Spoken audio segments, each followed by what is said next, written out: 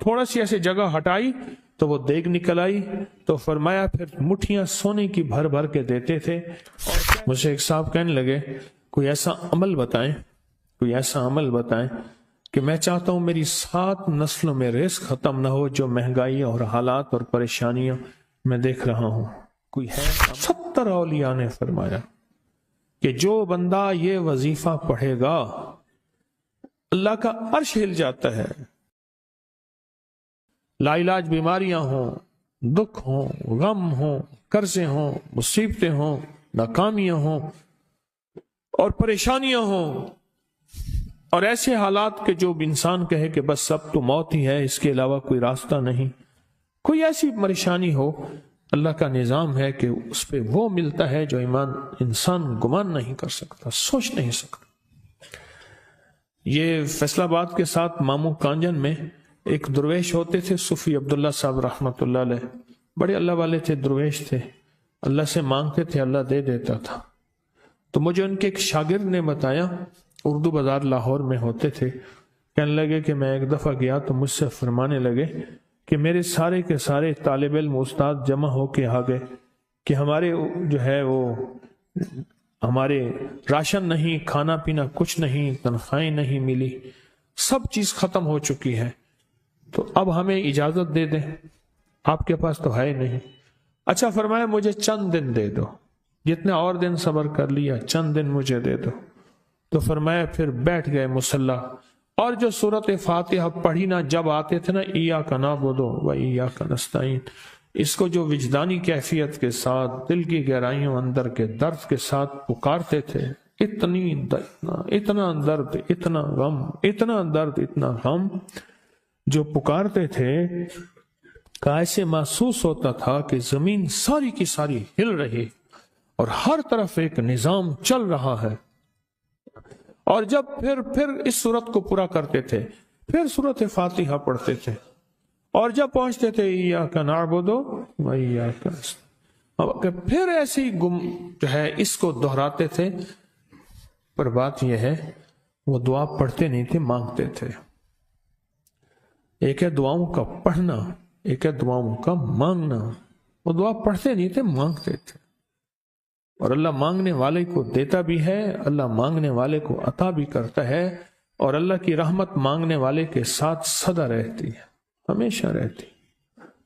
وہ دعا پڑھتے نہیں تھے، مانگتے تھے۔ بس کہا کہ ایسے مانگے، ایسا مانگا، ایسا مانگا کہ اللہ پاک کو ترس آیا۔ چند ہی دنوں میں فرمایا اللہ نے دکھایا کہ یہ دیگ ہے، سونے کی بھری ہوئی ہے، اور میں نے آپ کے حوالے کر دی۔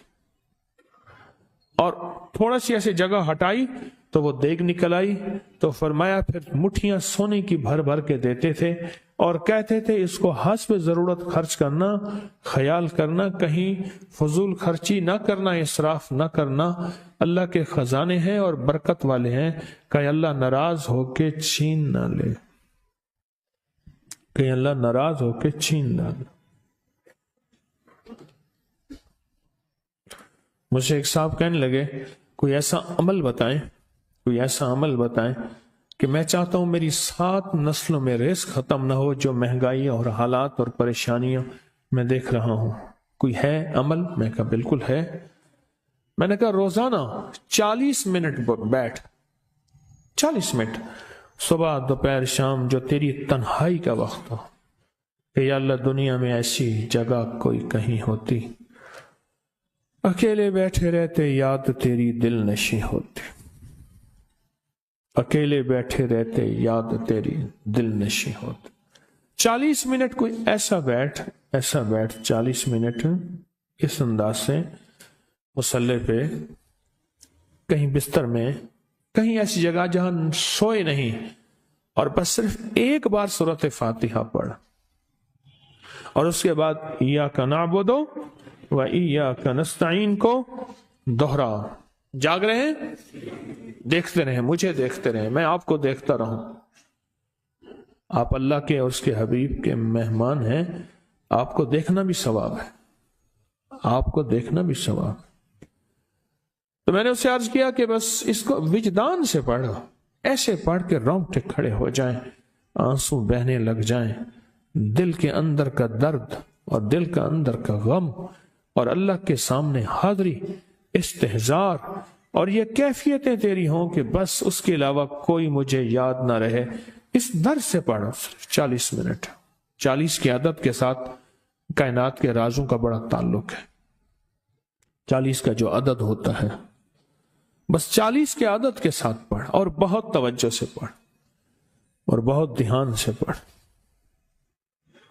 بہت توجہ سے روز پڑھ۔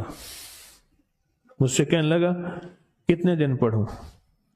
تو میں نے اس سے کہا مجھ سے یہ دن نہ پوچھ، تیرا دل خود بولے گا کہ فیصلے ہو گئے ہیں، بس ختم، دل خود بولے گا۔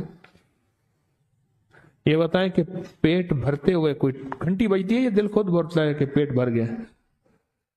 پیاس میں بھی کوئی کہتا تو نہیں ہے کہ آپ کی پیاس بجھ گئی ہے، وہ دل خود بولتا ہے کہ بس اب پانی کی ضرورت نہیں ہے۔ نیند سے دل بھر جائے تو بس دل لے بس اب سو لیا، وہ اٹھیں۔ اسی طرح دل خود بولے، دل خود بولے، کیا بولے؟ دل خود بولے، اور دل اندر بولے، دل اندر بولے۔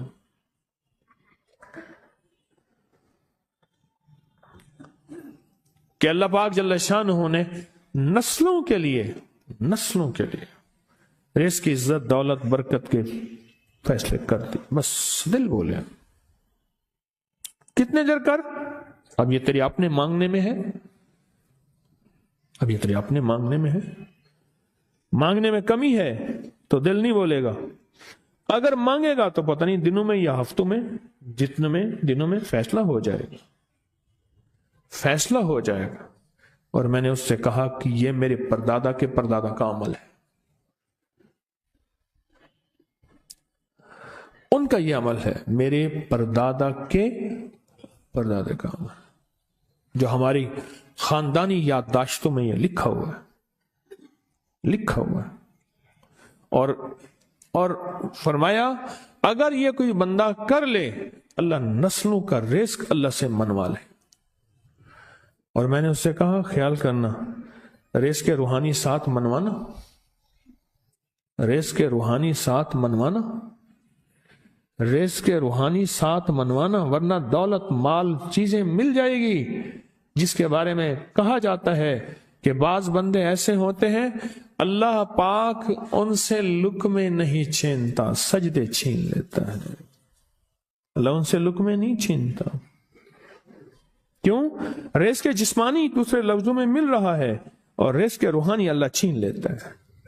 یہ جو آج آپ بیٹھے ہیں تسبیح خانے میں اور میں بیٹھا ہوں، یہ ہم روحانی دسترخوان پہ بیٹھے ہیں۔ یہ بہت بڑا دسترخوان لگا ہوا ہے، یہ دسترخوان ہے۔ سنا ہے در یار پہ بڑی دھوم ہے، سنا ہے در یار پہ بڑی دھوم ہے، وہاں عاشقوں کا ہجوم ہے۔